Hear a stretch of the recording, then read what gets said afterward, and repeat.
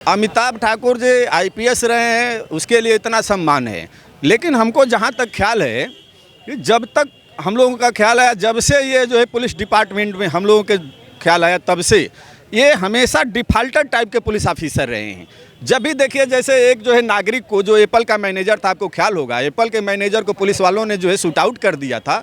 उसमें मैंने एक जनहित याचिका किया था, Shamsher Yadav Jagrana versus state of UP, कि उसका जो है इन्वेस्टिगेशन सीबीसीआईडी से कराया जाए, किसी सीबीआई से कराया जाए।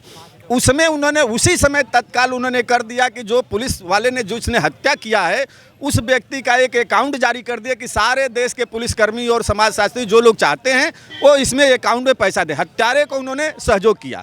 वह जो है कभी भी कानून को नहीं माने, और उनकी जो पत्नी है वह भी इसी तरीके का काम करती है। आज भी आप देखिए, हम उनको व्यक्तिगत अटैक नहीं करना चाहते थे।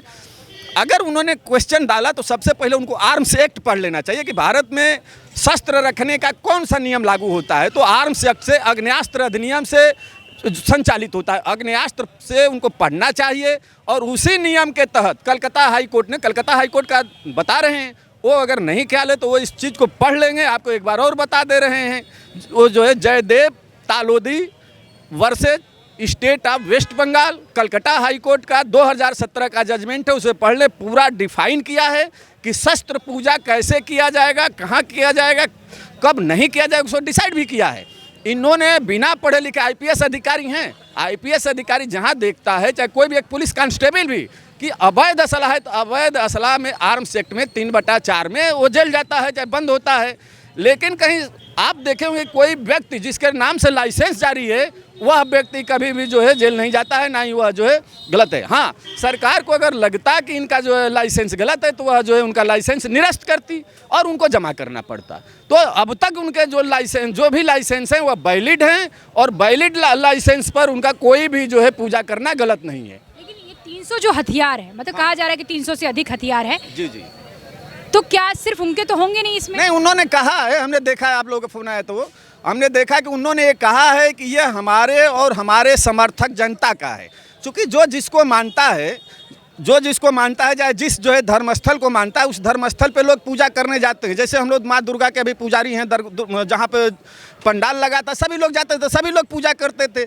वहाँ उनके हनुमान जी के समक्ष जो है, जो उनके समर्थक हैं, उनके लोग हैं, उनके अंगरक्षक है, सारे लोगों ने रख करके पूजा किया।